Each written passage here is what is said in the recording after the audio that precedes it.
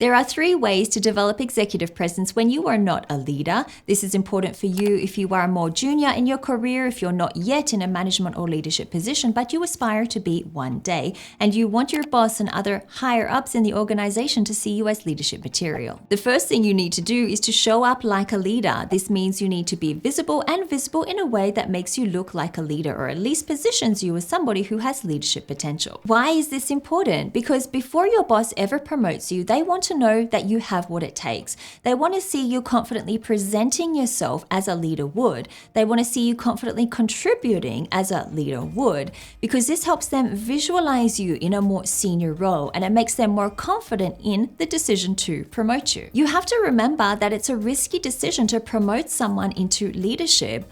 What if they can't do it? What if they crumble? It's your boss's reputation on the line at the end of the day. These are the questions your boss will be asking themselves. If they can get answers to these questions early on, it will make them feel more comfortable and confident in choosing you for the role. In order to show up like a leader, I recommend you focus on 6 things. First, your first impression. Do you walk into a room like a leader would? Second, your clothes. Do you dress like a leader would, or do you dress like a graduate employee? Third, your body language. Is it confident and self-assured, or meek and insecure? Fourth, your punctuality. Does it say that you respect other people's time or not? Fifth, your responsiveness. Do you respond quickly, or do you make people wait? And 6, your level of contribution.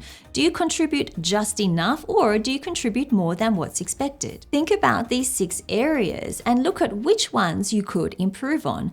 Analyze leaders that you admire and get clues from them as to how you can show up more as a leader. Once you've got showing up under control, then you can move on to your communication, because this forms a large part of your executive presence. When we think of how leaders communicate, we imagine them to be clear and concise, to be precise with their explanations, to have strong opinions, and also to be open to other people's perspectives. I'm sure leaders that you look up to tick all of these boxes, and it contributes immensely to their executive presence and you seeing them as a leader. You would never see someone as a leader if they communicated passively, if they didn't share their opinions, if they communicated hesitantly, or if they downplayed themselves. This doesn't mean that you have to be egotistical or to show off to be seen as a leader. In fact, I think this would turn many people off, but it does mean that you need to show self-confidence and you need to have conviction in your beliefs and your ideas as well. Because this is how you're going to get people to believe you, to agree with you, and to follow you. So start speaking up more during meetings instead of keeping your thoughts to yourself. Disagreeing when you want to so people know how you think. Sharing different opinions to encourage diversified thinking. Taking credit for work that you did instead of letting others take all of the glory. Improving the clarity of your communication so people can follow your thought process better. Adapting your voice for speed, tone, and pausing to keep people interested in what you're saying. Every time you communicate, it's an opportunity for you to be visible. It's an opportunity for you to build executive presence and for you to be seen as a leader.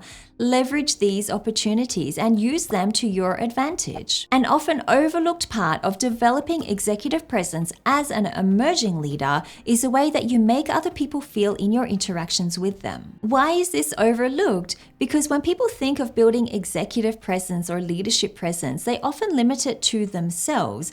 They only focus on how they look, on how they act, on how they sound, and how all of this helps them build executive presence or not. They forget that the most important part of developing executive presence is this.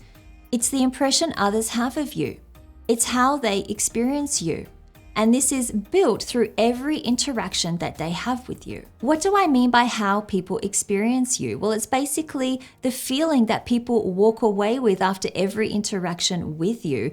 It's how they feel about you. It's also how they feel about themselves after those interactions. And this experience that they have with you will tell them whether you have executive presence or not. Because you can try to build executive presence on your own, and you might think that you've successfully built executive presence for yourself in a work environment. But if other people don't see that, if after the interactions with you, they don't walk away with the feeling or the impression that you're somebody with executive presence, then all of your attempts to build it have failed. Because executive presence, whether you have it or not, it's not something you can decide. It's really up to other people whether they decide if you have executive presence or not. The aim for you when you want to build executive presence and when you want to improve your interactions with other people so that they think you have executive presence, you need to aim for these things. You are capable and confident. They can trust you because you are competent. They must be comfortable around you, not intimidated. They must feel good about themselves after every interaction, because this is a surefire way to get people to like you, as well as to get them to think you're somebody with executive presence. All of these aims might seem a little bit vague, and you might be thinking, well, how can you exactly do that? How can you achieve all of these things? Well, start by developing certainty within yourself and within your ability. So this really boils down to improving your self-confidence. Get to know your values and your unique value quotient. I talk about this in one of my other videos on my channel. I'll link to that in the description below. Set high standards for integrity, ethics, and boundaries. Get to know the industry standards for professionalism and work to exceed it. Ask, how can I support my co-workers? Ask, how can I support my boss in achieving their goals? Become emotionally intelligent and make sure that you can adjust in your interactions to other people's emotions. In this video here, I teach you how to identify your unique value quotient, which is really important when you're building executive presence because you need to identify your value points so you know what to promote. And if you are a senior leader and you want to develop executive presence, there is slightly different advice for you. So I recommend you watch this video up here. Thank you so much for watching this video and for supporting my channel. I'm really grateful for this. I hope you got a lot of value from this video. If you did like it, please hit the like button below. Subscribe to my channel as well if you haven't already. And I will see you next week in another video.